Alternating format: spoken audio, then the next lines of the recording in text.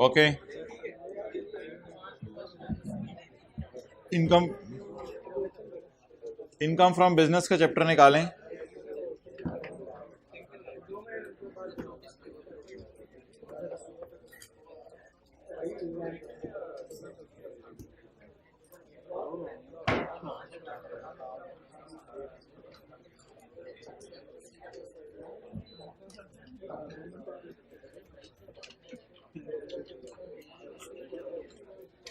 Page number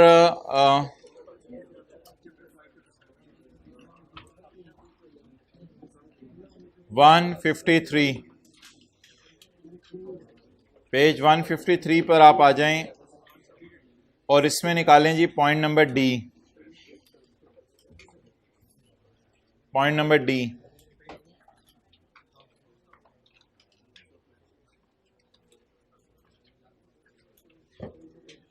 अगर कभी कोई अच्छा, इस सेक्शन की थीम ये है कि इस सेक्शन में ना डिडक्शन अलाउड की बात हो रही है, यानी कौन से खर्चे माइनस करने की इजाज़त है। बताएं जी, इस सेक्शन में किसकी बात हो रही है? डिडक्शंस अलाउड की, यानी कौन से खर्चे माइनस करने की इजाज़त है, ये सेक्शन में बात हो रही है, डिडक्शंस अलाउड की।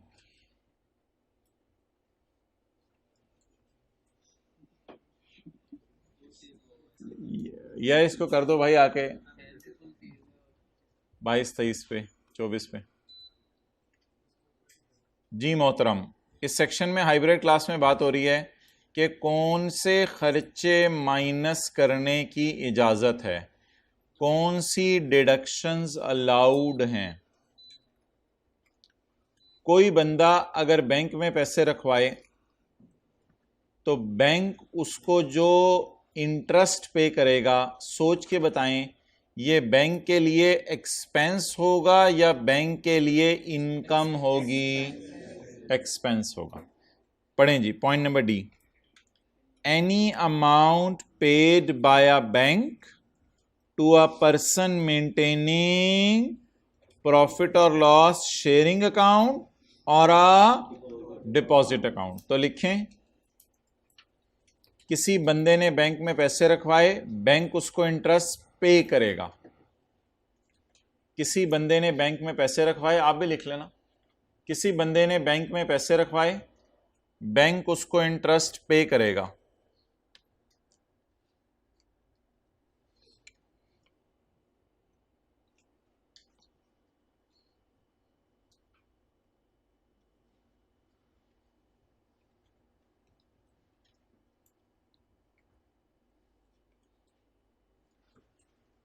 Okay, next.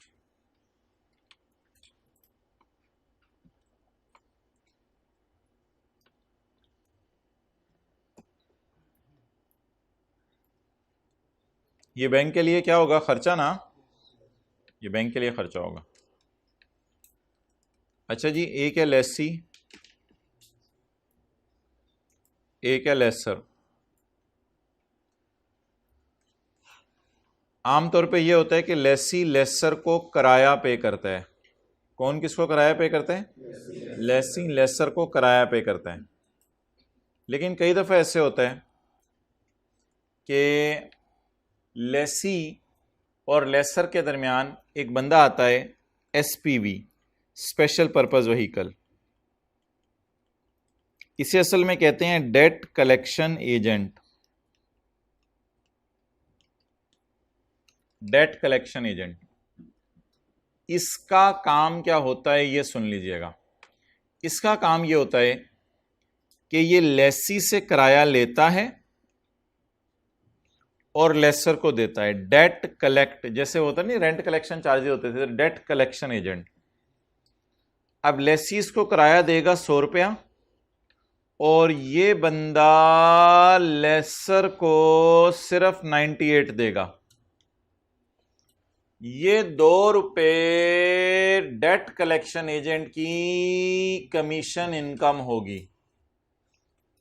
ये 2 रुपये खर्चा होगा, बोलें किसके लिए? लेसर के लिए। चलें जी, नोट कर लें, ये 2 रुपया लेसर के लिए खर्चा होगा।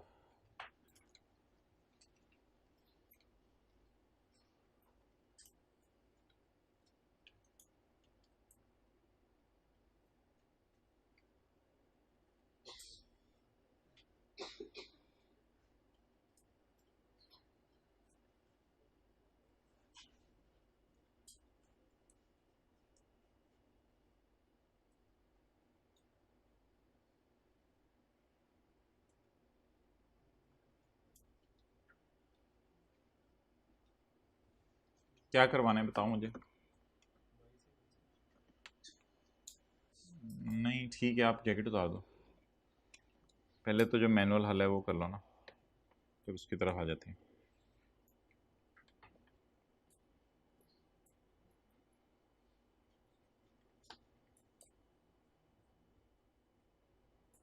Okay,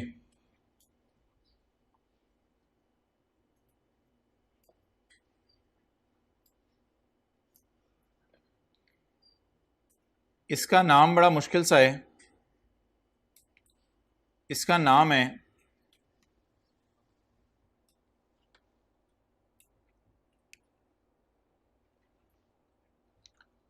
financial cost of securing receivable. इसका नाम है, भाई उधर बातें ना करें, हाइब्रिड में बैठ जाएं। अगर ये पलक झपक ज्यादा हो रही है तो फिर देखते हैं क्या करना है। भाई हाइब्रिड में बैठ जाएं, आके दरवाजा मत खुला रखें, बैठ जाएं। ये प्लस माइनस ज्यादा हो रहा है तो इसको देख लेते हैं।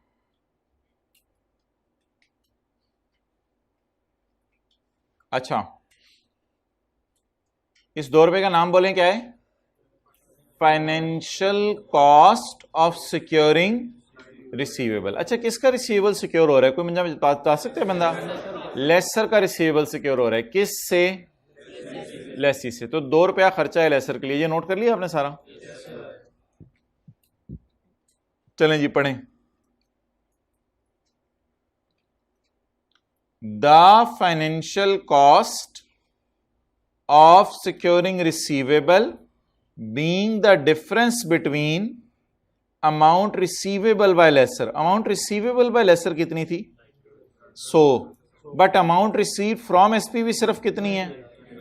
इन दोनों का डिफरेंस 2। नोट कर लें।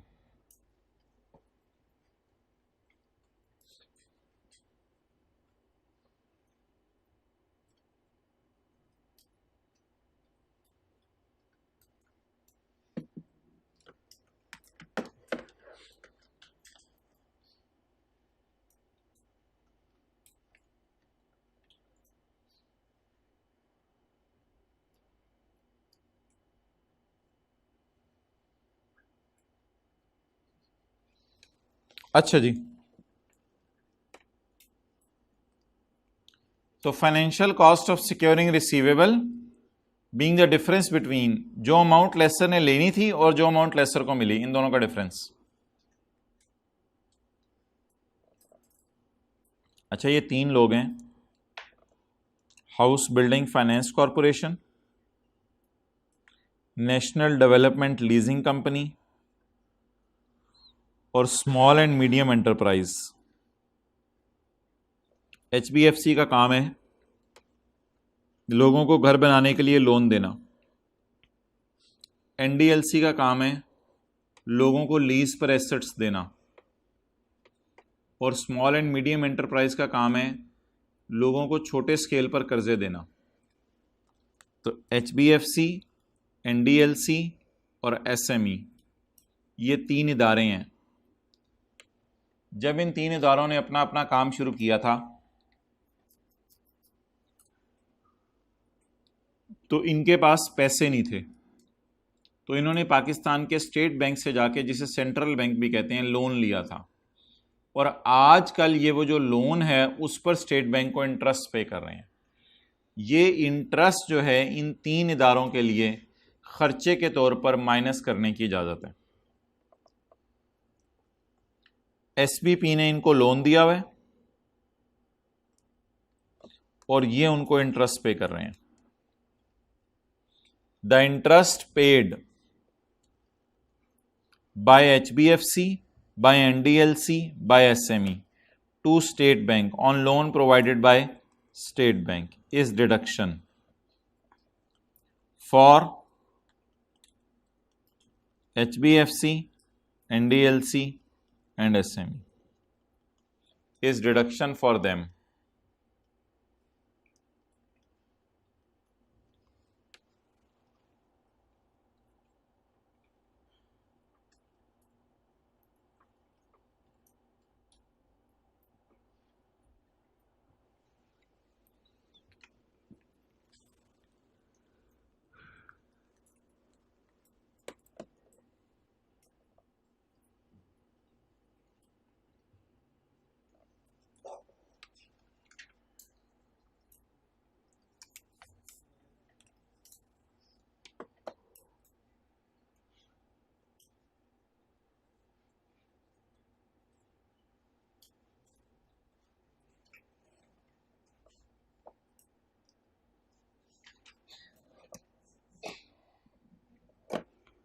ओके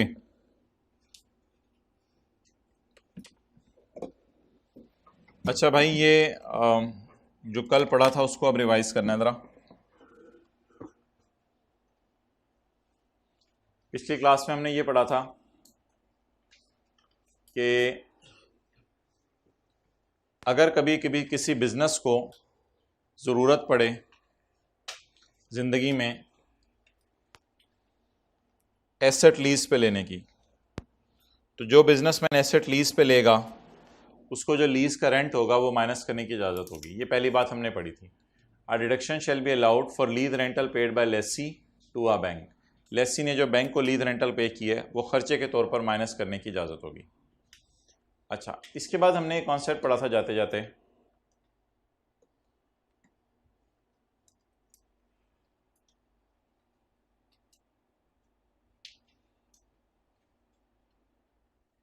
कि Dawlance is in need of money. फर्ज करें डॉलेंस को पैसों की ज़रूरत है। अब डॉलेंस को जो पैसों की ज़रूरत है, इस पैसों की ज़रूरत को पूरे करने के लिए इसके पास कई तरीके हैं। एक तरीका डॉलेंस के पास ये है कि ये बैंक से जाके लोन ले ले, जिसे कन्वेंशनल बैंक कहेंगे, इस्लामिक बैंक नहीं होगा। किसी बैंक से जाके लोन ले ले, उस लोन पे बैंक को इंटरेस्ट पे कर दे। तो डॉलेंस अगर लोन ले ले तो जो भी लोन पर इंटरेस्ट पे करेगा वो इंटरेस्ट डिडक्शन के तौर पर माइनस करने की इजाज़त होगी। अगर डॉलेंस कहता है कि मैंने इस्लामिक मोड ऑफ फाइनेंसिंग करनी है, तो ऐसी सूरत में डॉलेंस के पास जो है वो 3 और ऑप्शंस अवेलेबल हैं। उसमें यह है कि डॉलेंस आम लोगों से कहे कि मुझे चाहिए लोन। अब डॉलेंस आम लोगों से मांगे लोन, अब आम लोग हेजिटेंट होंगे लोन देते हुए, तो डॉलेंस उन्हें सबूत के तौर पर एक सफ़ा दे जो इस चीज़ का सबूत हो कि डॉलेंस ने उनसे लोन लिया हुआ है। ये जो सफ़ा होगा, इस सफ़े का नाम होगा मुदारबा सर्टिफिकेट। इस सफ़े का नाम क्या होगा? मुदारबा सर्टिफिकेट। ये जनरल पब्लिक को मैं सफ़ा बांट रहा हूँ कि मैंने इनसे क्या लिया हुआ है? लोन लिया हुआ है। इस सफ़े का नाम होगा मुदारबा सर्टिफिकेट। इसके बदले ये लोग घर से क्या ले आएंगे? पैसा, और मैं डॉलेंस के तौर पर इनको सर्विसेज दूंगा। तो मुदारबा एक ऐसा अरेंजमेंट होता है जिसमें ये लोग अवामुन्नास, ये भाई, ये भाई, ये भाई, ये भाई, ये लोग घर से पैसा ले आएंगे और मैं बदले में इनको सर्टिफिकेट इश्यू करूंगा। इस सर्टिफिकेट का नाम होगा मुदारबा सर्टिफिकेट, और इन लोगों का नाम होगा, मैं तो डॉलेंस हूं, इन लोगों का नाम होगा मुदारबा सर्टिफिकेट होल्डर्स। अब मैं साल के एंड पर इन लोगों को कुछ इंटरेस्ट पे करूंगा, लेकिन ये इस्लामिक मोड ऑफ फाइनेंसिंग है तो इसका नाम इंटरेस्ट नहीं होगा। बस ये लाख लाख रुपए अगर घर से ला रहे हैं तो 10, 12, 13 हजार रुपया मैं इनको पे करूंगा। इसका नाम इंटरेस्ट नहीं होगा, इसका नाम होगा अमाउंट पेड। तो डॉलेंस इशूड मुदारबा सर्टिफिकेट जो भी मैंने बांटे हैं to general public, amount paid to holders of certificate will be a deduction. Interest type ये कोई अमाउंट होगी, लेकिन इंटरेस्ट नहीं होगा।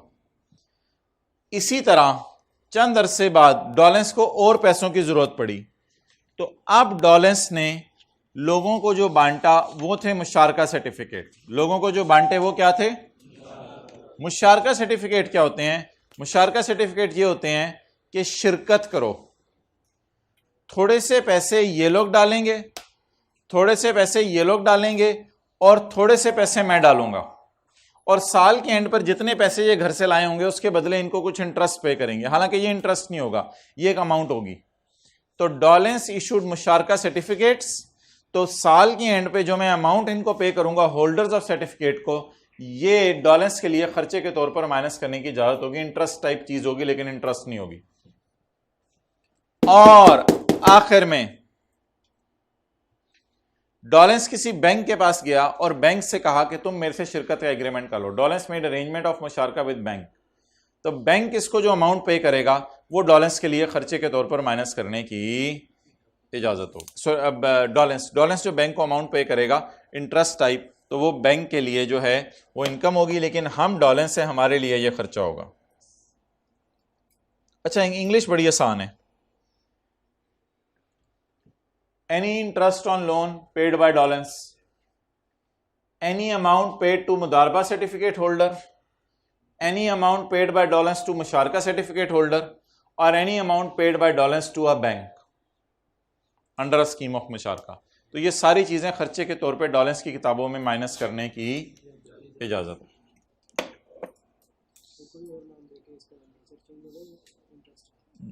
नहीं, ज़ाहिर सी बात है, उसमें तो प्रॉफिट एंड लॉस शेयरिंग होती है। अच्छा मोहतरम आप हजरात तशरीफ़ ले आएँ। असल में बिज़नेस का चैप्टर मैंने बहुत खींच तान के कोशिश की कि किसी तरह शुरू ना कराऊँ इन 2 दिनों में, और अल्लाह का शुक्र है हमने शुरू भी नहीं किया। तो इसलिए बिज़नेस के चैप्टर में अब जो चीज़ें रहती हैं वो मैं फ़िलहाल शुरू नहीं कर रहा, क्योंकि हमने चैप्टर 3 पे थोड़ा सा हाथ डाल दिया था। अब चैप्टर 3 का एक आखिरी कॉन्सेप्ट रह गया है, वो ख़त्म कर लें आज, ताकि फिर चैप्टर 3 की भी छुट्टी हो जाए। आप लोग ये वाला सफ़ा ढूंढें चैप्टर 3 में। पॉज करना ज़रा वीडियो। एक बंदा होता है जिसका नाम होता है ऑडिटर। ऑडिटर, आप हाइब्रिड में सेकंड रो खामोश हो जाएंगे, शुक्रिया। ऑडिटर का काम होता है आपका P&L और बैलेंस शीट चेक करना, उसका ऑडिट करना। बातें बड़ी इंटरेस्टिंग और मज़े की हैं, बड़ी अटेंटिवनेस आपने शो करनी है। ऑडिटर का काम होता है आपका P&L और बैलेंस शीट चेक करना, वेरीफाई करना, उसका ऑडिट करना, ताकि उसमें अगर कोई गलतियां हैं तो वो पकड़ी जाएं। ये काम होता है ऑडिटर का। अगर मैं बात करूं आपसे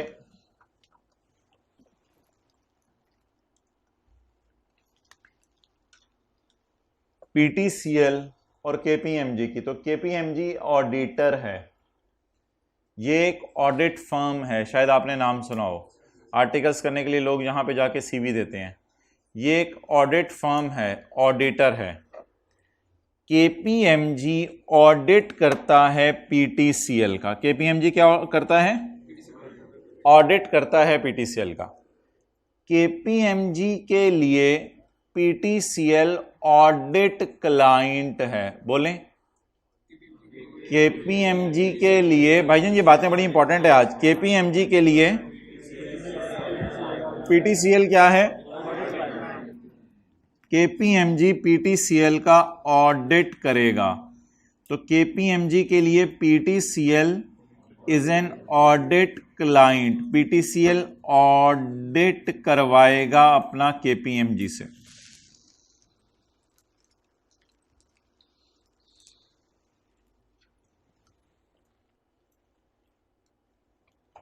PTCL is an audit client for KPMG। Audit services देगा ये। ऑडिट सर्विसेज में verifying and checking the financial statement और एक ऑडिट रिपोर्ट इश्यू करेगा।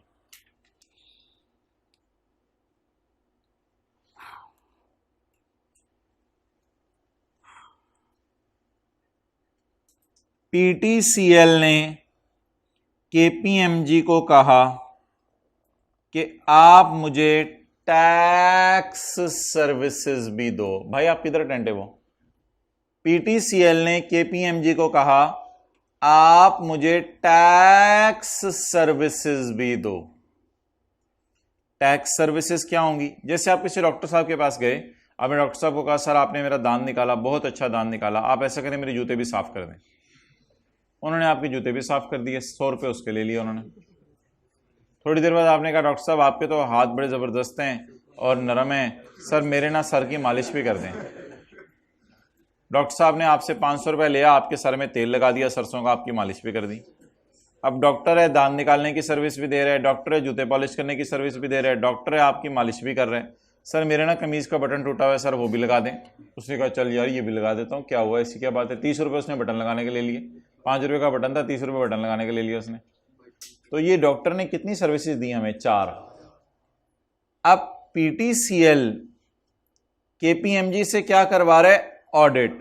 और ऑडिट करवाते करवाते करवाते करवाते दांत निकलवाते निकलवाते हमने कहा 7 जूते भी पॉलिश कर दें।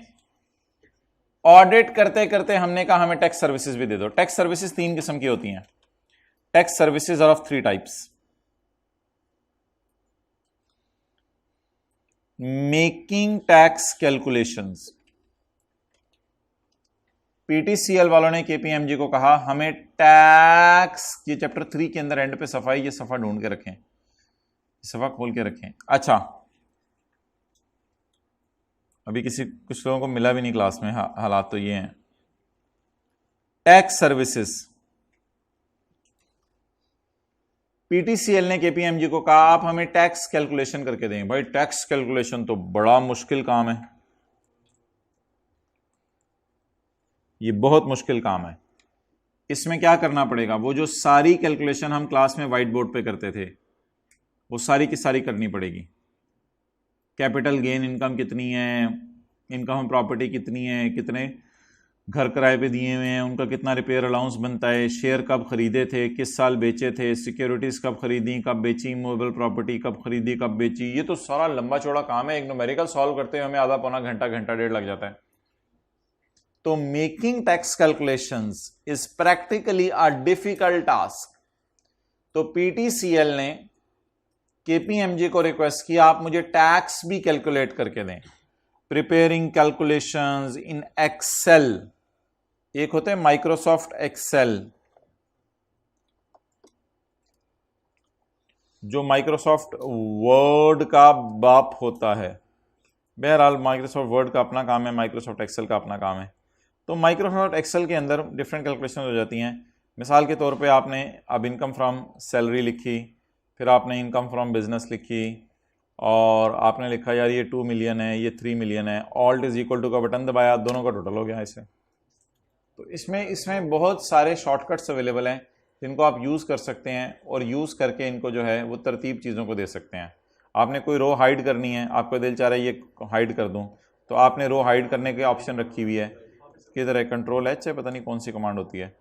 तो रो हाइड करने की आपने, हाँ कंट्रोल 0, ये आपने कॉलम हाइड कर दिया है, ये कॉलम हाइड करने की ऑप्शन आपके पास अवेलेबल है। कई ऑप्शन अवेलेबल हैं।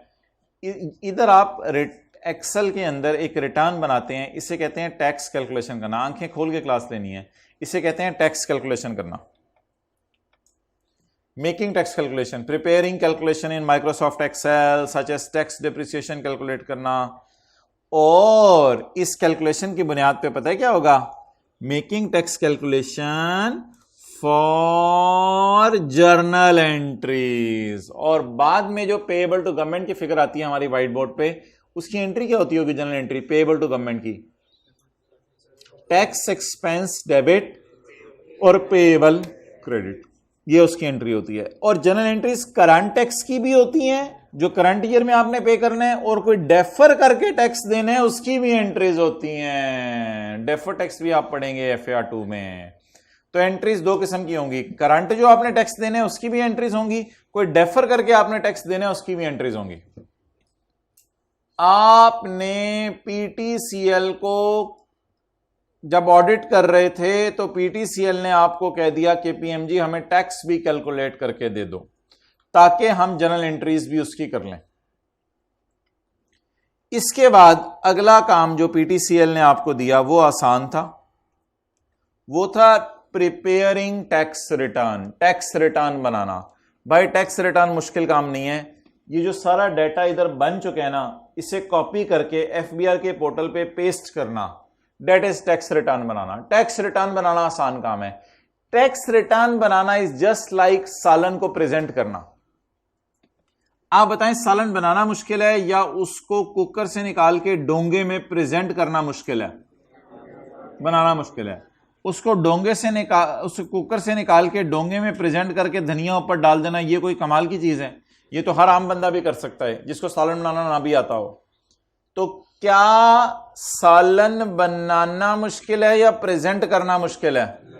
बनाना मुश्किल है। क्या टैक्स कैलकुलेशंस करना जिसकी बेस पे जनरल एंट्रीज होंगी वो मुश्किल है या रिटर्न बनाना मुश्किल है? रिटर्न बनाना पता है क्या होता है? जहां जो लिखा हुआ है preparing, just you copy paste the data from Excel, Excel में सी आना चाहिए था, from Excel to return on FBR website, return on FBR website.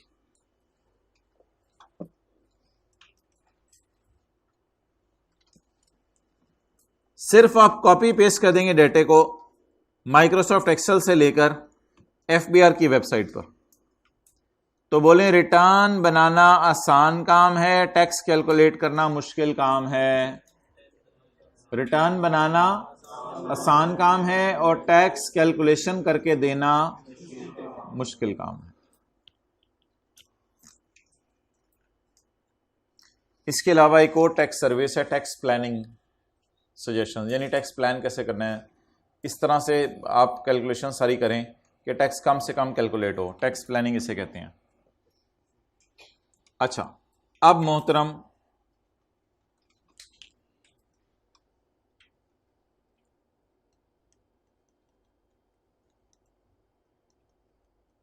Making tax calculation, हम टैक्स कैलकुलेशन करके देने लगे हैं फॉर ऑडिट क्लाइंट। पहले हम उसका क्या कर रहे थे? ऑडिट, जिसमें हम उसका P&L और बैलेंस शीट चेक कर रहे थे। अब उसी ऑडिट क्लाइंट को हम कौन सी सर्विस देने लगे हैं? Tax service. टैक्स सर्विसेज मैंने आपको 3 बताई हैं, उस 3 में से कौन सी वाले का मैंने इधर नाम लिखा है? प्रिपेयरिंग टैक्स रिटर्न लिखा है या मुश्किल वाले का नाम लिखा है? मुश्किल वाले का नाम लिखा है। टैक्स कैलकुलेट करके देना ऑडिट क्लाइंट को। क्या करने लगे हैं हम? टैक्स कैलकुलेट करके देने लगे हैं। किसको? ऑडिट क्लाइंट को। जब आप बैलेंस शीट का ऑडिट कर रहे होंगे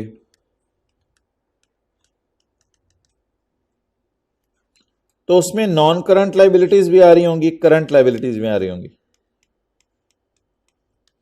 करंट लायबिलिटीज में जो पेएबल टू गवर्नमेंट होता है, जिसे आप न्यूमेरिकल में हम पेएबल टू गवर्नमेंट कहते हैं, उसे करंट लायबिलिटीज में कहा जाता है करंट टैक्स पेएबल, यानी इस साल का टैक्स पेएबल 7 मिलियन। अब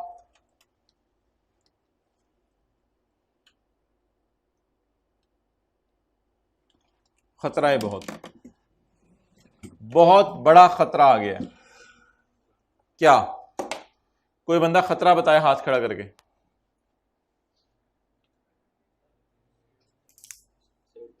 आप जब ऑडिट कर रहे होगे करंट लायबिलिटीज का, तो उस वक्त आप देखोगे यार ये 7 मिलियन सही फिगर निकली हुई है। अगर तो ये 7 मिलियन की कैलकुलेशन पीटीसीएल वालों ने कराई हुई है, केपीएमजी के अलावा किसी और से, पीडब्ल्यूसी से करवाई हुई है, अर्नस्ट एंड यंग फर्म से करवाई हुई है, तो फिर तो आप भी चेक करते हुए बताओगे यार ये मसला है इसमें, ये मसला है इसमें, ये मसला है, ये फलाने ने सही कैलकुलेट नहीं किया हुआ टैक्स। लेकिन अगर पता चले ये फिगर जब चेक करने लगो, जैसे ही ये फिगर चेक करने लगे तो आपको दिल में ख्याल आया ये तो मैंने ही निकाल के दी थी, क्योंकि टैक्स कैलकुलेशन भी आपने करके दी है और दौरान ऑडिट पता चला कि सारी फिगर्स जब आप चेक कर रहे थे तो एक फिगर ऐसी थी जिसे आपने खुद कैलकुलेट करके दिया हुआ था। तो अपनी की गई फिगर को दोबारा खुद ही चेक करने लगे हैं। दौराने टैक्स सर्विस कैलकुलेट की है खुद, और दौराने ऑडिट, दौराने टैक्स सर्विस कैलकुलेट की है और दौराने ऑडिट इसका खुद ही ऑडिट करने लगे हैं। तो दैट इज अ बिग खतरा। ये खतरे की बात है। इस खतरे को आज हमने एड्रेस करना है कि इस खतरे को कैसे एड्रेस किया जाए। क्या हम मना कर दें कि जो बंदा हमारा ऑडिट कर रहा है वो बंदा अब टैक्स ना निकाला करे? नहीं, इतना बड़ा खतरा भी नहीं है। अगर कोई सेफगार्ड्स लगा लिए जाएं तो खतरे को क्या किया जा सकता है? एड्रेस किया जा सकता है। उसका तरीका पता क्या होगा? फर्म में दो ग्रुप्स बने हुए हैं। कई फर्म्स होती हैं उसमें दो ग्रुप बने होते हैं, ग्रुप ए बना होता है, ग्रुप बी बना होता है। ग्रुप ए वालों ने अगर ऑडिट किया है, ग्रुप ए वाले अगर ऑडिट करने का काम कर रहे हैं तो ग्रुप बी से टैक्स कैलकुलेट करवा लें। आपकी फर्म के अंदर ही दो ग्रुप बने हुए हैं। ग्रुप ए ने अगर ऑडिट कैलकुलेट किया है, ऑडिट कर रहे हैं, तो ग्रुप बी से क्या करवा लें। इससे फायदा क्या होगा? किसी और बंदे ने टैक्स कैलकुलेट किया होगा आपकी फर्म में ही, आपकी फर्म के अंदर ही, और ऑडिट कोई। असल में जो ग्रुप्स होते हैं ना फर्म्स में, ग्रुप ए ग्रुप बी, तो उनके पार्टनर्स भी अलग अलग होते हैं और उनको चला अलग अलग लोग रहे होते हैं। तो एक बंदे ने बोले टैक्स कैलकुलेट करना है और दूसरे बंदे ने, क्या ये खतरा किसी हद तक एड्रेस हो सकता है? तो क्या खतरे की बात है करें ही ना, या एहतियात बरत के कर लें? एहतियात बरत के कर लें। अच्छा, अब मेरे सवाल का आपने जवाब देना है कि making tax calculation for audit client is allowed और नॉट अलाउड? इज अलाउड, लेकिन कुछ एहतियातें हैं। अगर वो एहतियातें बरत ली जाएंगी तो फिर कोई खतरे वाली बात नहीं है, क्योंकि खतरे एड्रेस भी करते हैं। और ये तो नहीं कि खतरे वाले काम करें ही ना, कई काम खतरे वाले होते हैं जिंदगी में लेकिन फिर भी हम कर जाते हैं।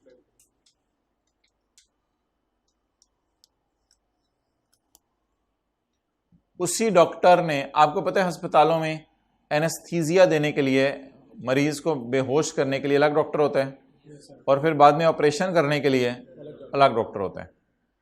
आप फर्ज करें एक ही डॉक्टर ने टीका ठोक के एनेस्थीसिया दे दिया, बेहोश कर दिया, और उसी डॉक्टर ने थोड़ी देर बाद क्या शुरू कर दिया? ऑपरेशन। अब ऑपरेशन के दौरान मरीज ने कहा आ ई ऊ। जब ऑपरेशन के दौरान मरीज बोला ऐसा, तो डॉक्टर ने कहा कोई नहीं, मैंने एनेस्थीसिया तो सही दिया, वह हो जाता है ऐसा, अपने काम में कौन गलती निकालेगा। और अगर किसी दूसरे डॉक्टर ने दिया होता है एनेस्थीसिया तो इस डॉक्टर ने फौरन बोलना था यार ये तो कोई चक्कर है, इसने लगता है बेहोश नहीं किया, इसने पानी का टीका लगा दिया है कि पानी चला जाए इसके अंदर, खून के साथ साथ पानी भी दौड़े।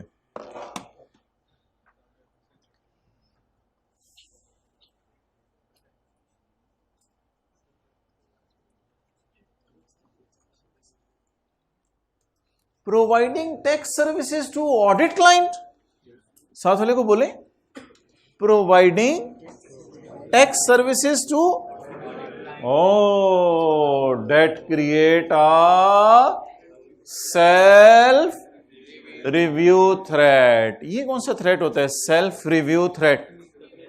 अपने ही किए गए काम को, वो 7 मिलियन का टैक्स आपने खुद ही निकाला है और बाद में ऑडिट करते हुए कहोगे सुभान अल्लाह क्या कमाल निकाला है टैक्स किसी ने, और पता चलेगा वो खुद ही निकाला हुआ है।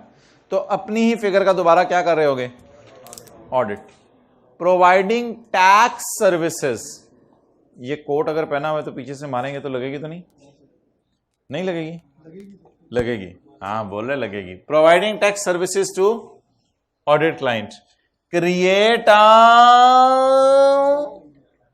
कौन सा threat?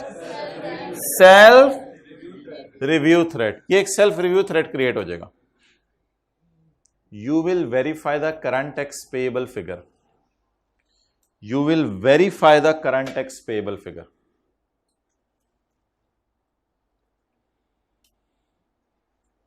In current liabilities of balance sheet. The figure of current tax is calculated by you yourself in making tax calculation. ये फिगर आपने खुद ही निकाल के रखी हुई है, इसी का खुद ही चेक कर रहे होंगे। सुभान अल्लाह, क्या फिगर निकाली है किसी ने, और पता चलेगा किसी ने से मुराद खुद है। नोट करें ये, और उर्दू में एक बात लिखें।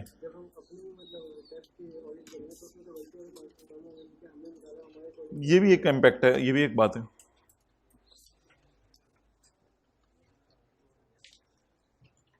ये नोट करें, फिर मैं इसके साथ एक उर्दू में लिखवाता हूं फिक्रा।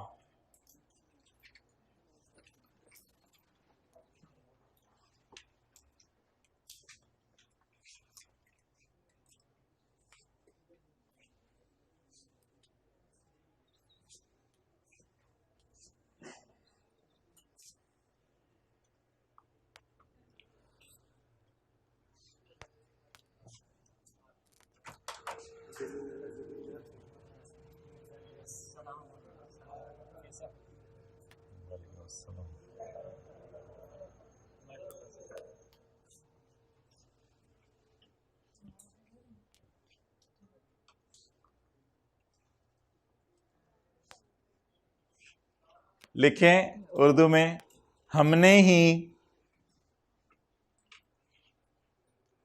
7 मिलियन का टैक्स निकाला। अब हम ही इसका ऑडिट करेंगे। इसी तरह लिखिएगा, हमने ही 7 मिलियन का टैक्स निकाला, हा, अब हम ही इसका ऑडिट करेंगे, हा। हमने ही 7 मिलियन का टैक्स निकाला, हा, और हम ही इसका ऑडिट करेंगे, हा।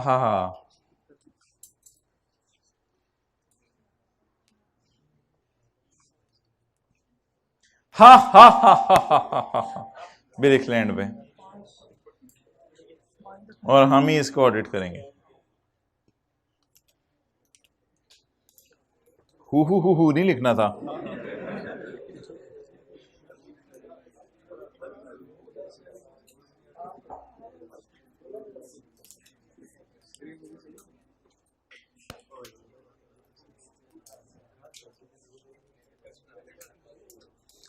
चलें जी, हाइब्रिड में सेकंड लास्ट रो में बहुत बातें हो रही हैं जो एक्चुअली फोर्थ लास्ट रो बनती है। अब ये आखिरी वार्निंग दी जा रही है, दूर जरा होके बैठ जाएं ताकि बातें ही ना हो। शुक्रिया, और ज़रा थोड़ा सा दूर, बहुत शुक्रिया। जो बोल रहे थे वैसे होना साइड पे उनको चाहिए था, बाकियों का क्या कसूर है। अच्छा, आगे जी। अच्छा, एक थ्रेट होता है एडवोकेसी। यार क्या मजाक बनाया हुआ आपने, क्लास में बैठे हुए हो। एक थ्रेट होता है एडवोकेसी। एडवोकेसी ये होता है जब आप पीटीसीएल को टैक्स कैलकुलेट करके देते हो तो कभी टैक्स वाले उसमें गलती निकाल लेते हैं, एफबीआर वाले, कि ये 7 मिलियन नहीं 8 मिलियन है, 7 मिलियन नहीं 9 मिलियन है। तो फिर आप कोर्ट में जाते हो और कोर्ट में जाकर, हाई कोर्ट सुप्रीम कोर्ट में जाकर एपलेट अथॉरिटीज के सामने डिफेंड करते हो। किसको डिफेंड करते हो? पीटीसीएल को। नहीं भाई, पीटीसीएल का टैक्स बिल्कुल सही है, मैंने ही निकाला है, बिल्कुल कोई गलती नहीं इसमें। तो ऐसा भी होता है कि जब आप किसी का टैक्स निकालते हो तो जिंदगी में जाके उसको किसी ना किसी मौके पे आपको सपोर्ट भी करना पड़ता है। तो that is called as advocacy करने की इजाजत है, अनलेस कि आप झूठ बोलें, वो तो और बात है। सच बोलें तो एडवोकेसी कर सकते हैं, कोई मसला नहीं। Advocacy threat, you will advocate your audit client. आप अपने ऑडिट क्लाइंट को एडवोकेट करेंगे in front of appellate authorities. Appellate authorities के सामने उसकी एडवोकेसी करेंगे। करने की इजाजत है, कोई मसला नहीं, अनलेस के झूठ बोलें। एपलेट अथॉरिटी लिख लें, हाई कोर्ट, सुप्रीम कोर्ट वगैरह।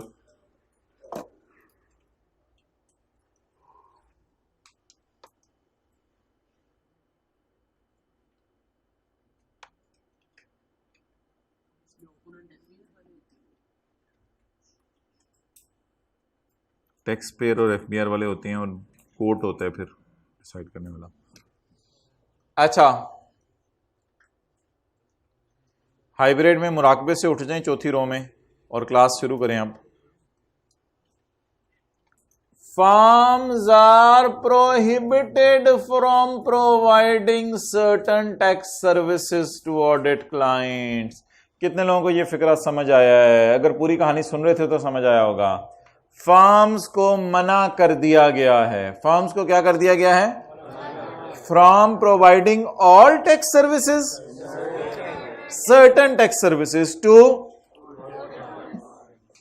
फर्म्स को मना कर दिया गया है जिनका आप ऑडिट कर रहे हो, खुदा के लिए उनको सारी टैक्स सर्विसेज ना दे दिया करो, थोड़ी बहुत ही दे दो तो खैर है।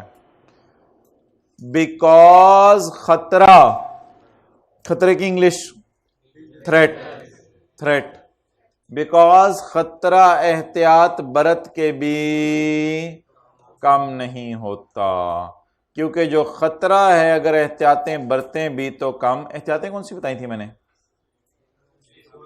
दो ग्रुप्स बना लें फॉर्म में, group A group B.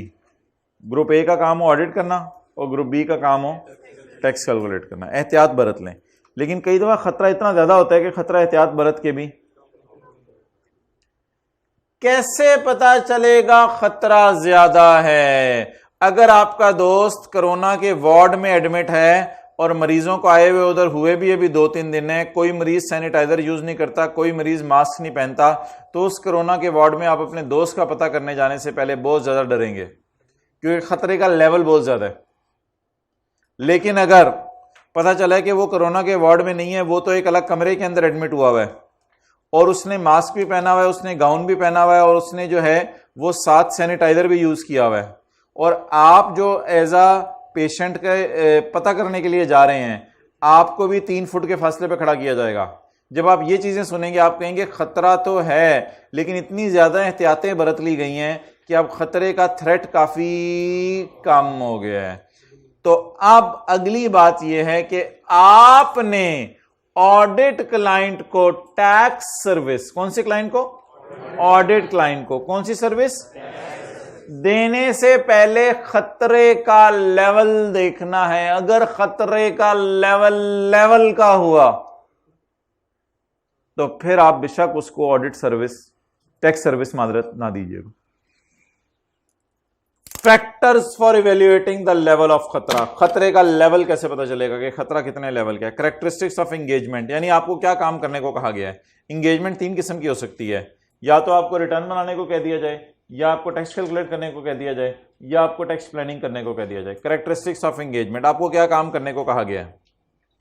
Expertise of tax employees of PTCL. PTCL के एम्प्लॉइज की कितनी एक्सपर्टाइज है, यानी पीटीसीएल के एम्प्लॉइज को भी कुछ पता है या कुछ नहीं पता।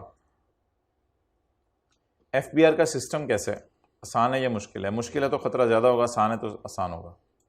कॉम्प्लेक्सिटी ऑफ लॉ, हमारा लॉ कितना मुश्किल है। अगर हमारा लॉ मुश्किल है तो फिर जो है वो ज्यादा बात जो है वो खतरे वाली होगी, और अगर हमारा लॉ आसान है तो फिर खतरे वाली बात।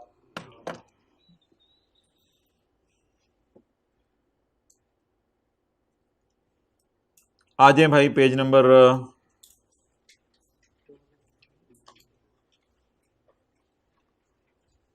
24 पे।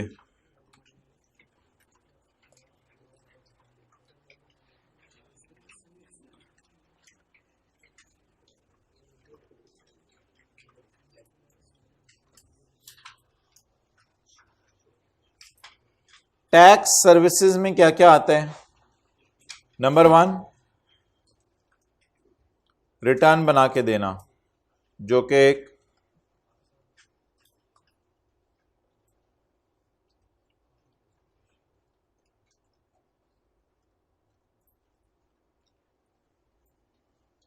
और टैक्स कैलकुलेट करके देना, जो कि एक मुश्किल काम है, और सजेस्ट करना टैक्स प्लानिंग। तो बता दें जी टैक्स सर्विसेज कितने किस्म की हैं? 3। रिटर्न बना के देना, टैक्स कैलकुलेट करके देना, और suggesting tax planning.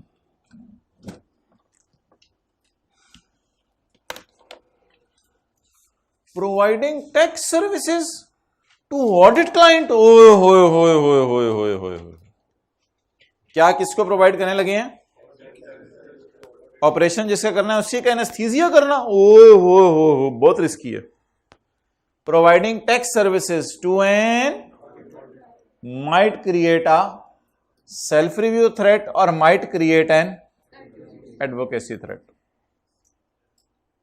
Code of ethics includes requirements that prohibit firms, जो फर्म्स को मना करते हैं, कोड ऑफ एथिक्स फर्म्स को मना करते हैं from providing certain tax services, के कुछ टैक्स सर्विसेज ना प्रोवाइड करें। किसको?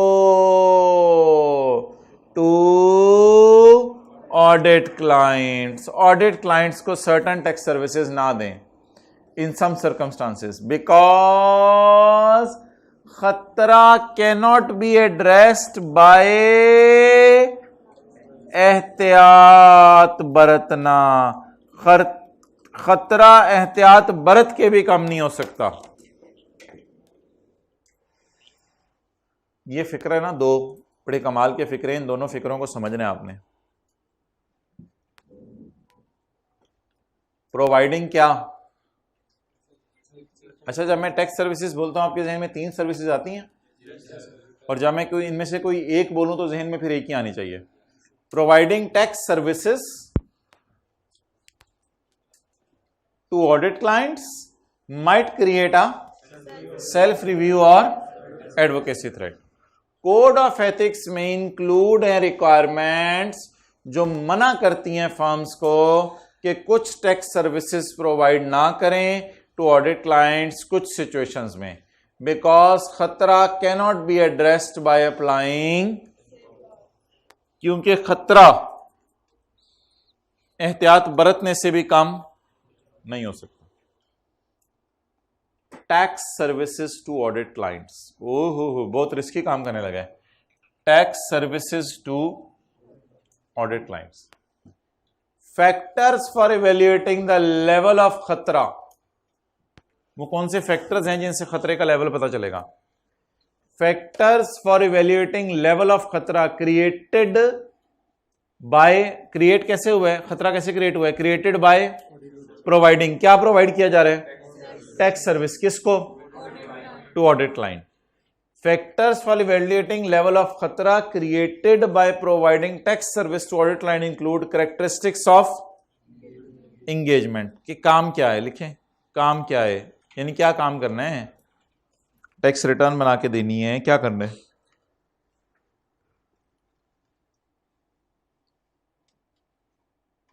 Expertise of PTCL employees, client का मतलब लिखें पीटीसीएल, क्लाइंट पीटीसीएल है। क्लाइंट कौन है? ऑडिट क्लाइंट पीटीसीएल, और केपीएमजी कौन है? Firm. Expertise of PTCL employees, system by which FBR, tax authorities का मतलब लिखें एफबीआर,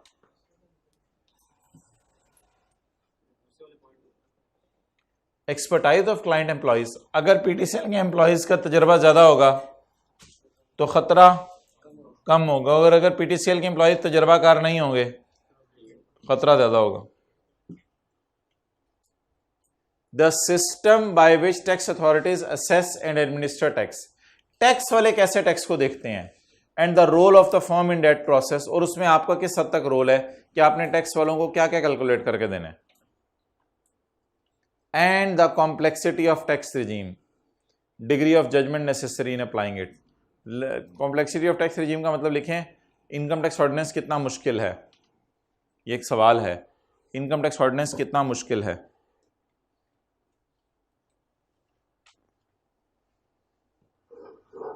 कैसे पता चलेगा जी खतरा ज्यादा है? अगर तो एंगेजमेंट बहुत टेक्निकल हुई और पीटीसीएल के एम्प्लॉयज के पास अगर तजर्बा ना हुआ, और जिस तरह एफबीआर वाले सिस्टम को लेके चलते हैं वो सिस्टम बड़ा अजीब हुआ तो खतरा ज्यादा हो जाएगा, और अगर बहुत ज्यादा कॉम्प्लेक्स हुआ हमारे टैक्स का लॉ तो भी खतरा बहुत। और खतरा कम कैसे होगा? अगर एंगेजमेंट आसान हुई, अगर पीटीसीएल के एम्प्लॉयज भी तजर्बाकार हैं और एफबीआर का सिस्टम भी बड़ा अच्छा है और हमारा टैक्स भी बड़ा आसान है, तो ऐसी सूरत में खतरे का लेवल क्या हो जाएगा? कम हो जाएगा। अब खुल के बात करें, खुल के, क्या टैक्स रिटर्न बनाना की इजाजत है या नहीं, यस और नो में? अब खुल के बात करें, टैक्स कैलकुलेट करके देने की इजाजत है या नहीं? ये मैं यस यूस नहीं है, मैं पढ़ाने लगा हूं अभी। अब खुल के बात करें, टैक्स प्लानिंग के मशवरे देने की इजाजत है या नहीं? बहरहाल तीसरी बात पे उसने बात नहीं की, हम पहले दो पे ही करेंगे। रिटर्न बना के देना, ओए टैक्स रिटर्न बना के देना आसान काम, जिसमें से डेटा कॉपी पेस्ट करना है। प्रोवाइडिंग टैक्स रिटर्न बना के देने की service to audit client does not create a threat. लें जी, खुशी की खबर सुने, गले मिलें, गले मिलें, गले मिलें, गले मिलें, गले मिलें। किस बात पर? क्या करके दें किसको, तो क्या नहीं है। अगर आप टैक्स रिटर्न बनाने की सर्विस दें किसको, ऑडिट क्लाइंट को, तो कोई खतरा, क्योंकि ये आसान काम है या मुश्किल काम है? मेरे ख्याल से टैक्स रिटर्न बना के देना इसलिए आसान है कि कैलकुलेशन इन्होंने किसी और से करवा ली होगी। अब सिर्फ रिटर्न बना के तो हमने देनी है, वो तो आसान काम है। टैक्स रिटर्न प्रिपरेशन सर्विस आसान है। ये 4 लाइनें इसने लिख दी हैं साबित करने के लिए कि ये आसान काम है। बार बार बार बार एम्फेसिस दे रहा है, इसमें तो सिर्फ ये करना होता है, इसमें तो सिर्फ ये करना होता है, इसमें तो सिर्फ ऐसा होता है, इसमें तो सिर्फ ऐसा होता है, इसलिए ये आसान काम है। बहुत ज्यादा एम्फेसिस दिया उसने ये बताने के लिए कि ये आसान काम है। इसमें तो सिर्फ आपने पीटीसीएल की मदद करनी होती है, असिस्ट पीटीसीएल। इसमें तो आपने सिर्फ पीटीसीएल की मदद करनी होती है, assist PTCL with the tax reporting obligations. Tax reporting obligation होती है 30 सितंबर तक टैक्स जमा करवाने, बस और क्या करना होता है आपने, ये तो आसान सा काम है। It just involve assisting PTCL with tax reporting obligations by compiling information. Just आपने इंफॉर्मेशन कंपाइल करनी है इंक्लूडिंग पेमेंट ऑफ टैक्स, और 30 सितंबर तक टैक्स जमा करा देना। और क्या करना है आपने, रिटर्न का डेटा, एक्सेल से डेटा उठा के कॉपी पेस्ट करना, इसमें क्या कमाल है। It is just an advice on tax treatment of past transaction. Past में जो ट्रांजेक्शन हो चुकी हैं उन पे कोई हल्की फुल्की आपने एडवाइस देनी है, और क्या कर लेना ज्यादा से ज्यादा, रिटर्न बना के देना कौन सा कारनामा है। And it is just responding on behalf of PTCL to FBR. इस लाइन का मतलब लिखें, responding on behalf of PTCL to FBR. Audit client को पीटीसीएल लिखें, टैक्स अथॉरिटीज को एफबीआर लिखें। Responding on behalf of PTCL to FBR. अगर PTCL FBR से, सॉरी, अगर एफबीआर पीटीसीएल से कोई चीज पूछे तो वो भी हम जवाब देंगे। ये तो आसान सा काम है, कोई इतना मुश्किल नहीं है। अगर एफबीआर पीटीसीएल से कोई सवाल पूछे तो उसका जवाब भी हम देंगे।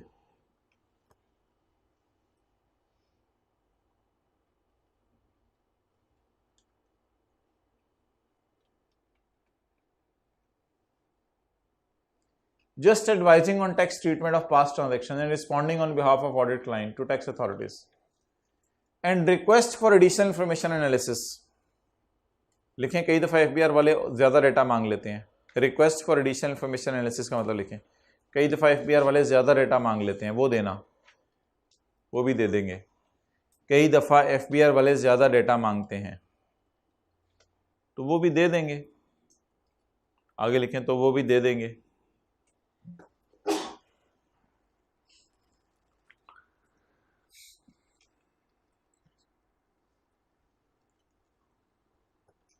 अगेन बार बार बार बार इस पे एम्फेसिस कर रहा है कि टैक्स रिटर्न बना के देना आसान है। Tax return preparation services are usually based on historical information. इस सब में तो हिस्ट्री की बातें बताई जा रही होती हैं, और क्या होता है। And it principally involves presentation.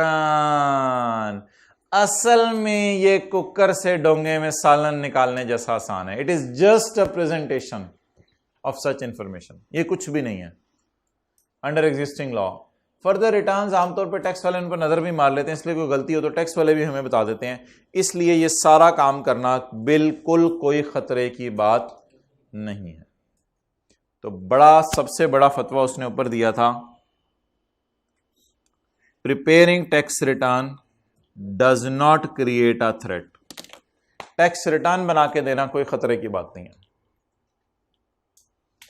Tax return preparation service include assisting clients, कि वो 30 सितंबर तक टैक्स जमा करा दें, including payment of tax, advising on treatment of past transaction, जो पास्ट में हो चुके हैं उसका मशवरा मांग लें आप उससे,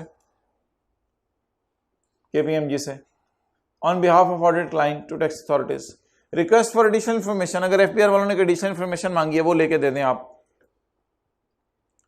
tax return preparation service only historical information को डील करती हैं और ये जैसे एक प्रेजेंटेशन होती है। फर्दर रिटर्न्स ऑल्सो टैक्स वाले नजर मारते रहते हैं, इसलिए कोई खतरे की बात नहीं है। तो हाईलाइट की हुई बात को 15 दफा पढ़ लें। Providing tax return services does not create a services.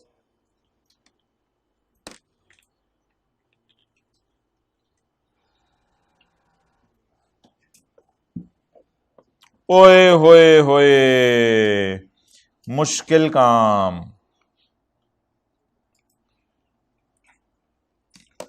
Tax calculate करके देना, वो जो पेएबल टू गवर्नमेंट की फिगर निकालते थे व्हाइट बोर्ड पे, हम यहां से यहां तक लगे रहते थे। टैक्स कैलकुलेट करके देना।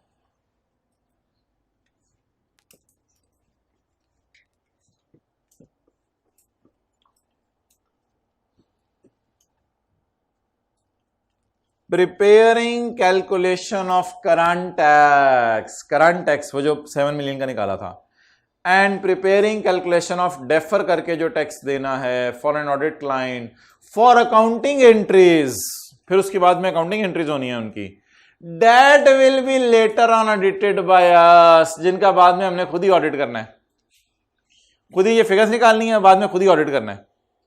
It creates a self review threat. इसमें खतरा और ज्यादा बढ़ जाता है अगर अमाउंट मटेरियल हो। अगर अमाउंट इमटेरियल हो ना 1-2 मिलियन, फिर खतरा नहीं बढ़ता। अगर अमाउंट 7, 8, 10, 15, 20 मिलियन हो फिर खतरा और बढ़ जाता है। 4 चीजों के अलावा एक और चीज ऐसी है जो खतरा बढ़ा देती है, एक और फैक्टर है जो खतरे के लेवल को बढ़ा देता है। वो क्या है? अगर जिस वक्त हम टैक्स कैलकुलेशन करके देने लगे तो टैक्स कैलकुलेशन करते हुए जो फिगर आनी है वो मटेरियल और अच्छी खासी हो। In addition to factors discussed above, वो जो 4 बुलेट्स ऊपर डिस्कस हुए हैं, आ फैक्टर, बल्कि अनदर फैक्टर लिखें, आ की बजाय another factor, another factor relevant for evaluating के आगे लिखें level of threat, another factor for evaluating level of threat is that calculation might have a material effect on the financial statements। Calculation का financial statement पे क्या impact होगा? Material, करोड़ों अरबों की वो ट्रांजैक्शन है। On which firm will express an audit opinion letter on, लिखें on which firm will express an audit opinion, जिसपे फर्म वालों ने बाद में कौन सा ओपिनियन देना है? Audit opinion. On which firm will express an audit opinion.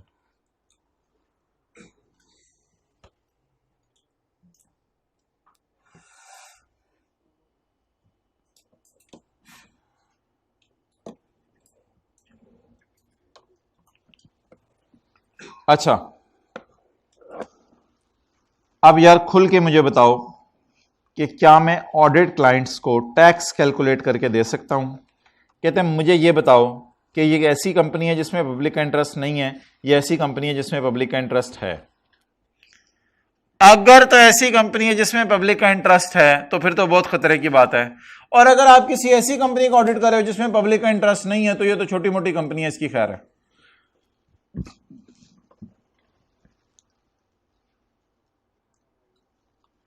Safeguards लगा दें और टैक्स कैलकुलेट कर दें, कोई मसला नहीं। सेफगार्ड्स लगाएं और टैक्स कैलकुलेट कर दें। सेफगार्ड्स क्या लगाएं?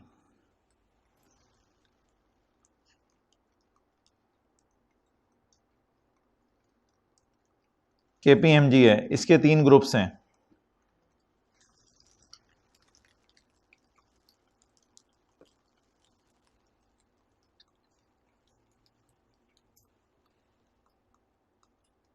ग्रुप ए ऑडिट करता है, ग्रुप बी टैक्स कैलकुलेट करता है, और ग्रुप सी कंसल्टिंग को देखता है, कंसल्टिंग लोगों को मशवरे देता है अज़दवाजी जिंदगी के। ग्रुप सी कंसल्टिंग करता है, मशवरे देता है। अब आप ऐसा करें, इनसे ऑडिट करवा लें और इनसे टैक्स निकलवा लें। अल्लाह का शुक्र है डिफरेंट प्रोफेशनल्स यूज हो जाएंगे, मसला हल हो जाएगा। चाहे मानव के फर्म ऊपर एक ही है, लेकिन नीचे बंदे तो अलग अलग है ना, हर बंदे का एक अपना व्यू और थॉट होता है। तो पहला हल ये है कि safeguard to address a self-review threat when audit client is not a public interest entity include using professionals who are not audit team members. Use professionals who are not audit team members. Use these persons in group B who are not in group A. इनको use कर लें। फर्ज कर लें इसको 2 partner देख रहे हैं, ग्रुप बी को 2 पार्टनर देख रहे हैं, ग्रुप सी को 2 पार्टनर देख रहे हैं, तो ग्रुप बी वाले बंदे यूज कर लें, ग्रुप ए वाले यूज ना करें जिन्होंने ऑडिट किया। ऑडिट की टीम अलग रख लें, टैक्स की टीम अलग रख लें। Using professionals who are not audit team members to perform the tax service. हाँ वो सही करें, सही कर लेते हैं, कोई ऐसा मसला नहीं। अच्छा यार ये बात मेरी नज़र में कोई इतनी इंपॉर्टेंट नहीं है, इसको छोड़ें, लेकिन आपने पेपर में करनी है, लिखनी है, इसलिए इसको काटना नहीं है। किसी बंदे से रिव्यू करवा लें, किसी तीसरे बंदे से, ना जिसने ऑडिट किया हो ना जिसने टैक्स कैलकुलेट किया हो, इससे भी एक नजर मरवा लें ताकि खतरा और कम हो जाए। Having an appropriate reviewer, reviewer नहीं होता, किसी से काम चेक करवा लें, किसी तीसरे बंदे से जाके काम चेक करवा लें।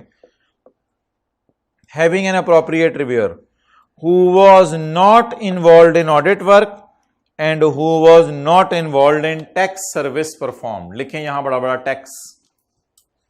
किसी तीसरे बंदे से रिव्यू करवा लें, ना जिसने ऑडिट किया हो और ना जिसने टैक्स कैलकुलेट किया हो।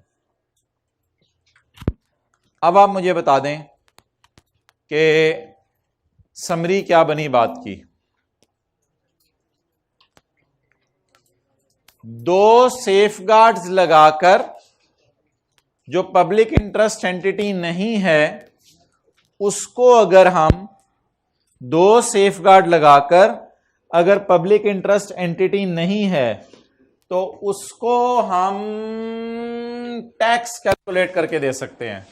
नंबर 1, ऐसे प्रोफेशनल्स यूज कर लें जो ऑडिट टीम का पार्ट नहीं है, या किसी अप्रोप्रिएट बंदे से रिव्यू करवा लें, लेकिन वो रिव्यूअर के अंदर 2 खासियतें होनी चाहिए, ना ये रिव्यूअर ऑडिट करने में इन्वॉल्व था और ना ये रिव्यूअर कोई तीसरा बंदा होना चाहिए, इंडिपेंडेंट बंदा होना चाहिए। दरमियान में भी एक बात लिखी है, उसको याद कर लीजिएगा, कल पढ़ लेंगे।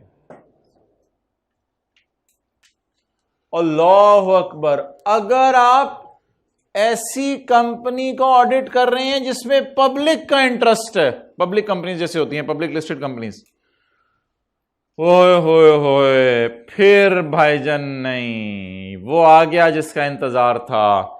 अ फर्म शैल, यार ये मोबाइल मुझे दे दो, इसने बहुत तंग किया हुआ है। A firm shall not prepare tax calculation of current and deferred tax liabilities. A firm shall not prepare tax calculations. Tax calculation मुश्किल वाला काम है। For current and deferred tax entries, for preparing accounting entries that are material to the financial statements. अगर public interest entity में जो figure है वो material है टैक्स की, अगर मटीरियल है, on which the firm will express an opinion. Opinion कौन सी? Audit opinion. एक्सेलेंट। जिसमें बाद में फर्म ने ऑडिट ओपिनियन देनी है, लिखें एन ऑडिट ओपिनियन, जिसमें बाद में आपने ऑडिट ओपिनियन देनी है। यार लेकिन अगर फिगर्स इमटेरियल हो तो फिर आप टैक्स कैलकुलेट करवा लें, लेकिन सेफगार्ड्स फिर लगा लीजिएगा। If impact of accounting entries on financial statement is immaterial, तो क्या करें? Then above safeguards mention in point B will be, फिर पॉइंट बी वाले सेफगार्ड लगा लें, वो काफी हैं, वो चलेंगे। एक मिनट, अगर इमटेरियल है अमाउंट तो सेफगार्ड्स अप्लाई करें, अगर मटेरियल है अमाउंट तो shall not prepare tax calculations. भाई ये बड़ी मेन चीजें मैंने हाईलाइट करके दे दी आपको। अगर मटेरियल है तो क्या करें, टैक्स कैलकुलेट करके ना दें, अगर इमटेरियल है तो सेफगार्ड अप्लाई करें और टैक्स कैलकुलेट कर दें। कैलकुलेट टैक्स,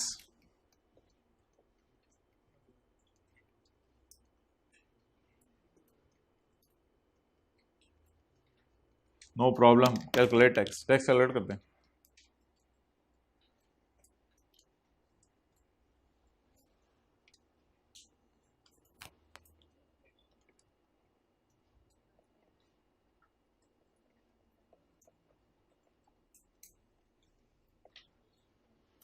इस पेज पे आ जाएं।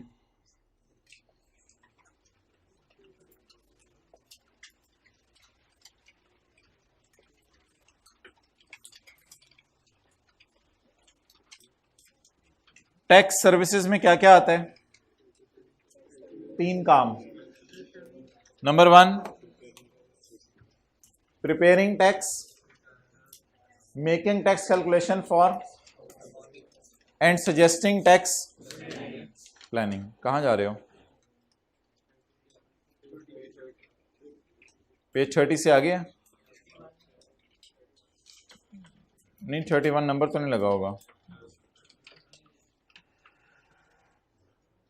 नेक्स्ट,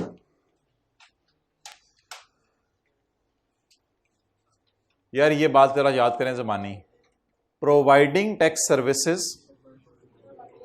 यार मैंने as it is copy paste किया हुआ है, फिर आसानी के लिए आपके जरा। Providing tax to audit client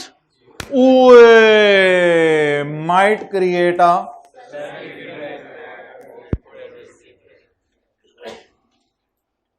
आगे ये वाली लाइन लिखी होगी, कोड ऑफ एथिक्स।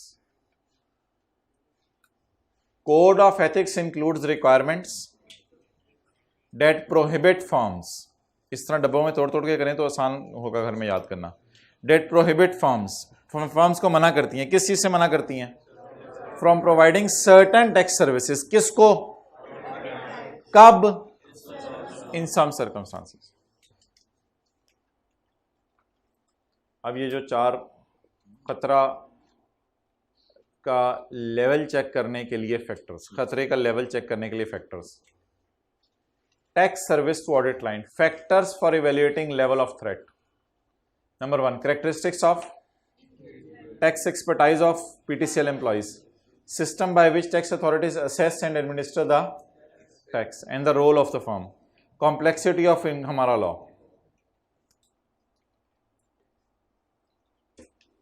आगे तो मेरे ख्याल से वो ये बताएगा कि टैक्स रिटर्न बना के देना does not create a threat, और नीचे वो ये बताएगा कि टैक्स रिटर्न बनाना क्यों आसान काम है।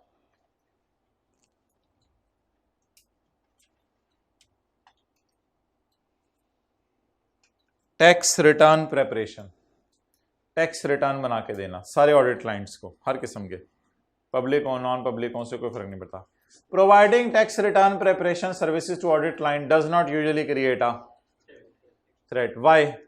Because tax return preparation service just involve assisting the client with the tax reporting obligations by compiling information. Bas. It is just advising on treatment of past transactions. It is just responding on behalf of audit clients. It is just request for additional information retain karna. Tax return preparation services are usually based on past and principally involve just a presentation of such information. Further returns normally tax वाले review करते रहते हैं, इसलिए ये सारी बातें जो मैंने आपसे जल्दी जल्दी की ये सारी साबित कर रही हैं कि टैक्स रिटर्न बना के देना एक आसान काम है। लेकिन यार ये वाला फड्डा है अब इतना लंबा चौड़ा। टैक्स कैलकुलेट करके देना जिसकी बेस पे बाद में जनरल एंट्रीज होनी है, ये मसला है। इसमें ऑल ऑडिट क्लाइंट्स की एक हेडिंग है, एक है audit clients that are not public interest और एक है audit client that are public interest.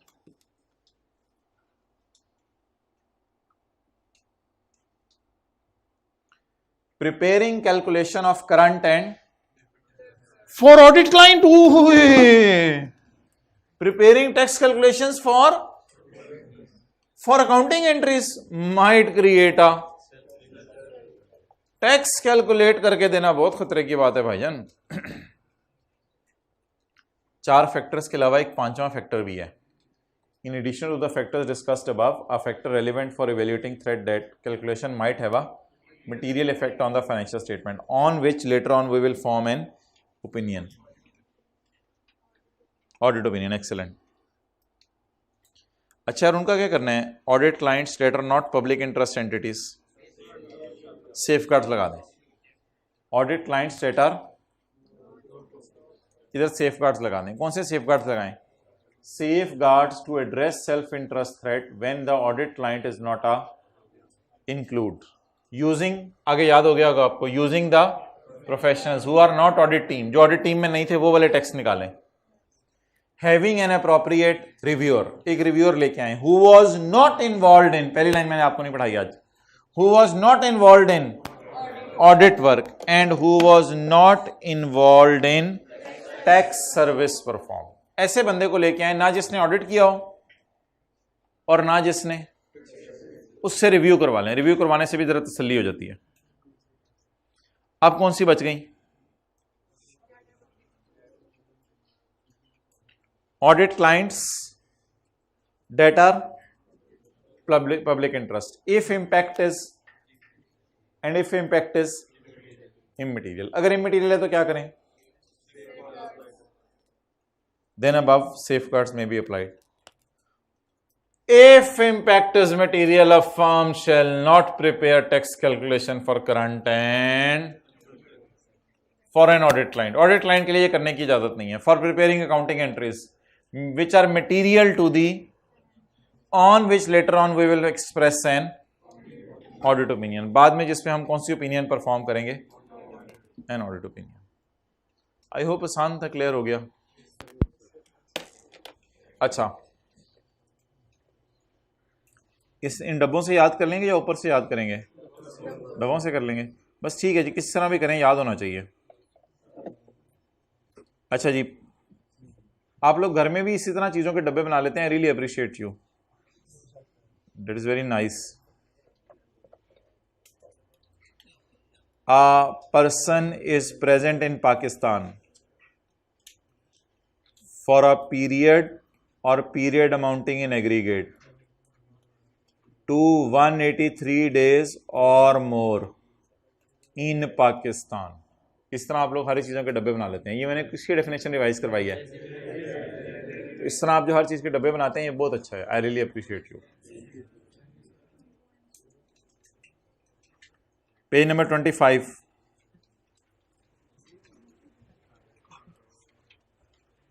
I cap की किताब में एक सवाल है, वो जरा पढ़ें। एक पाकिस्तानी ऑडिट फर्म है, it is faced with the following situation. इसको एक फॉलोइंग सिचुएशन आ गई है। सिचुएशन 1, एक एबीसी कंपनी है जिसने रिक्वेस्ट की है फर्म से टू प्रिपेयर मुश्किल काम, रिटर्न बना के देना नहीं, current and deferred tax working for the purpose of preparing that will B later on reviewed by at the time of. वैसे आपको मैं बता दूं, ABC is not a public interest company. और सेफगार्ड्स लगा दें, यही पढ़ा था ना अभी, सेफगार्ड्स लगा दें। और अगर सारा डेटा वही है, ABC is an audit company has requested your firm to prepare current and deferred tax for accounting entries that will be reviewed by your firm, ABC is आप सेफगार्ड्स ना लगाएं। अगर अमाउंट मटेरियल है तो ना tax calculate करें, और अगर अमाउंट तो फिर सिचुएशन 1 में क्या करना है? सिचुएशन 1 में क्या लगाने हैं? लेकिन पहले खतरे का लेवल तो देख लेना। वो जो 3-4 बातें याद की हैं वो भी पहले यहां लिख दें। Preparing calculation of current and deferred tax for an audit client, for preparing accounting entries that will subsequently be audited by us, that create a, the significance of threat will depend on complexity of regime, expertise of clients employees, materiality of amounts of financial statements, और एक और बात हमने पढ़ी थी characteristics of engagement, और एक और बात भी शायद पढ़ी थी FBR का सिस्टम, ये डाल लें, ये लाइन डाल लें बेशक, characteristics of engagement। तो पहले तो जी खतरे का लेवल चेक करें। पहले क्या चेक करें जी? खतरे का लेवल। क्या चेक करें जी? खतरे का लेवल। उसके बाद क्या लगाएं? Safe guard. सेफ गार्ड में पहला सेफ गार्ड किसी को याद हो? Using the who are not, और तीसरा सेफ गार्ड पढ़ें having an appropriate reviewer who was not involved in audit work और who was not involved in tax survey. वही वाला हो गया सारा।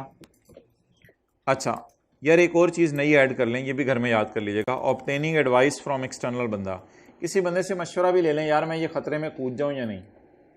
ऐसे ही किसी बंदे से मशवरा ले लें, मैं खतरे में कूद जाऊं या नहीं, किसी एक्सपर्ट बंदे से। ये नहीं सड़क पे जाते हुए बबलू यार मैं इस खतरे में कूद जाऊं या नहीं। बबलू ने कहा मैं बबल तू बबल, चल कूदें। लेकिन सिचुएशन 2 क्या थी? Public interest entity. ओहो, यहां तो मेरे भाई a firm shall not prepare tax calculation.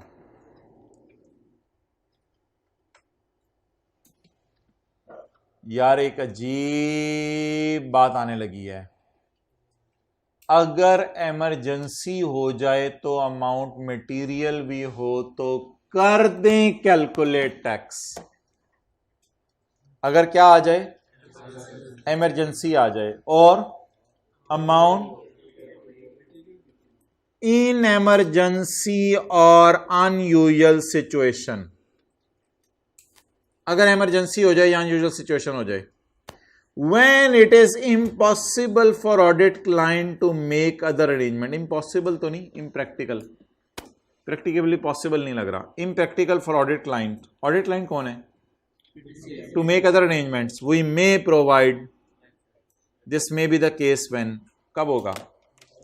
देखें ऑडिट में हमने इतना नॉलेज उनका गेन कर लिया है कि अब हम अगर टैक्स कैलकुलेट करके दें तो 30 सितंबर तक निकल आएगा।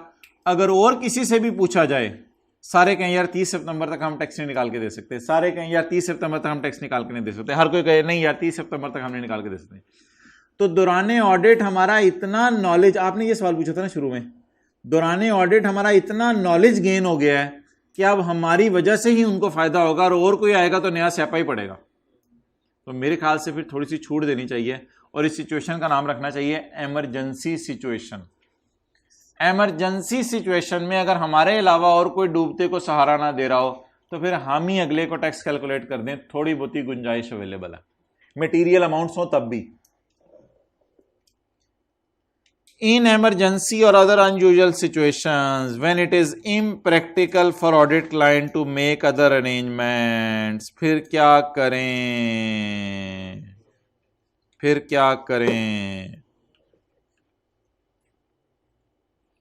This may be the case when only the firm has resources. सिर्फ KPMG के पास ही रिसोर्सेज और नॉलेज है of the client business to assist client in timely preparation. Timely preparation का मतलब लिखें 30 सितंबर। ये सिर्फ हम ही हेल्प आउट कर सकते हैं 30 सितंबर तक, और कोई हेल्प आउट नहीं कर सकता।